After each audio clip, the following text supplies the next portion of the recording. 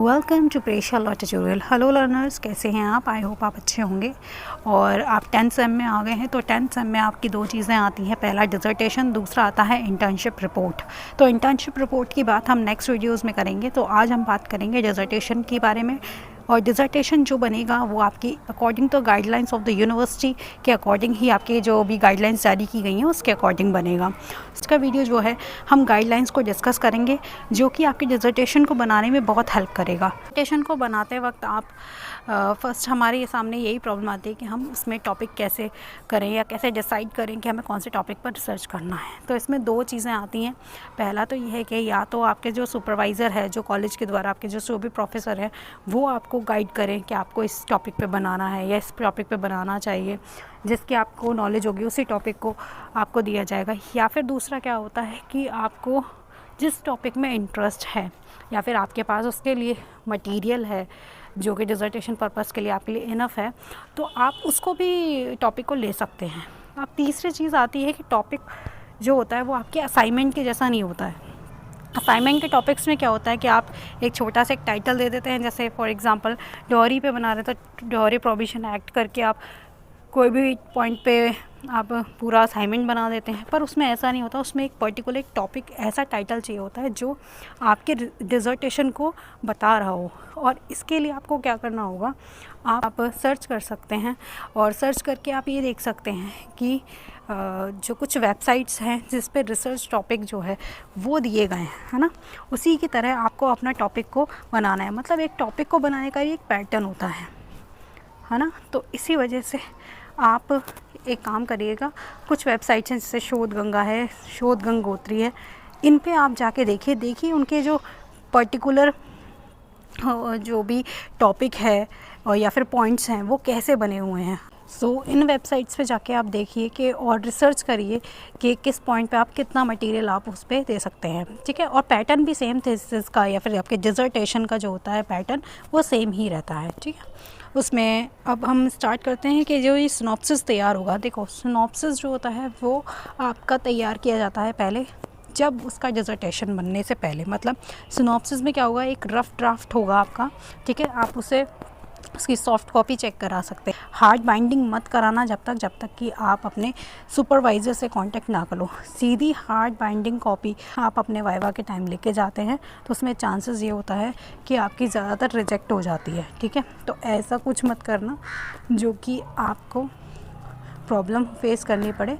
तो पहले क्या करना है, आप जब भी डिज़र्टेशन बना रहे हो तो अपने सुपरवाइज़र को एक बार ज़रूर दिखाएं उसकी सॉफ्ट कॉपी, ठीक है। सॉफ्ट कॉपी या फिर जो भी रफ़ ड्राफ्ट होगा उसको एक बार सुपरवाइज़र से ज़रूर चेक कराएं जब आपका वाइवा हो।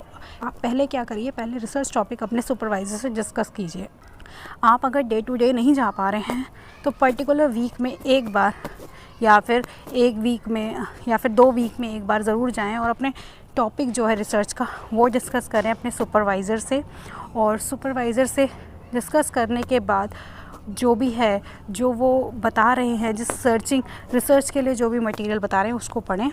उसको पढ़ने के बाद अपना जो भी रफ़ ड्राफ्ट है उसे प्रिपेयर करते रहें साथ साथ। और जो रफ़ ड्राफ्ट है जब आप उस पर 1-2 मंथ ने काम करेंगे, मतलब आपका जो भी वाइवा होगा ये अराउंड जून से या जुलाई में होगा, जहाँ तक है जून या जुलाई में होता है। तो इससे पहले आपको प्रिपेयर करना होगा। तो अभी चल रहा है फरवरी से आप स्टार्ट कर सकते हैं अपने टॉपिक के बारे में, क्योंकि इससे आपको क्या होगा, पूरा टाइम मिलेगा अपने रिसर्च को प्रिपेयर करने के लिए। आप फर्स्ट स्टेप ये रखिए कि आपको कौन से टॉपिक पे रिसर्च करनी है। और आप अपने जो भी स्पेशलाइज्ड सब्जेक्ट थे आपके, वुमेन एंड लॉ है ना सब्जेक्ट था आपका, और क्रिमिनोलॉजी पे था।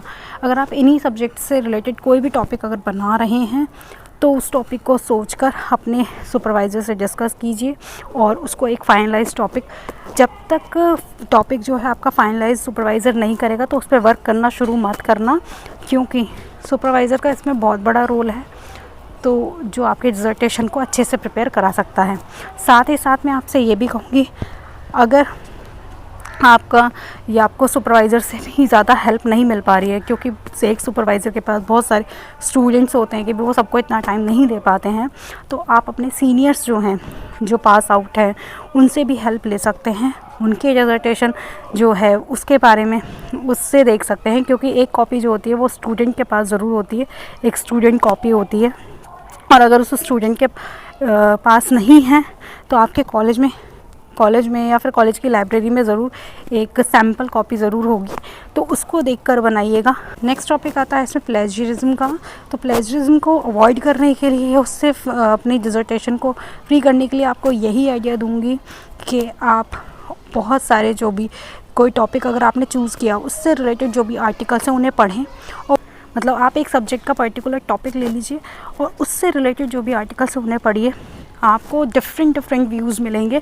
उसको पढ़ने के बाद जो भी आपका डिसर्टेशन प्रिपेयर होता है उसके अकॉर्डिंग बनाइए। इससे क्या होगा, इससे आपको आगे भी हेल्प मिलेगी। जब आप आगे अपने फर्दर स्टडीज़ करेंगे, LLM करेंगे, तब भी आपको बेनिफिट मिलेगा। दूसरी बात यह होगी कि आपको नॉलेज होगी अपने टॉपिक के बारे में पूरी तरह से। Thank you for watching my videos. For more videos, watch, study, like and subscribe my channel.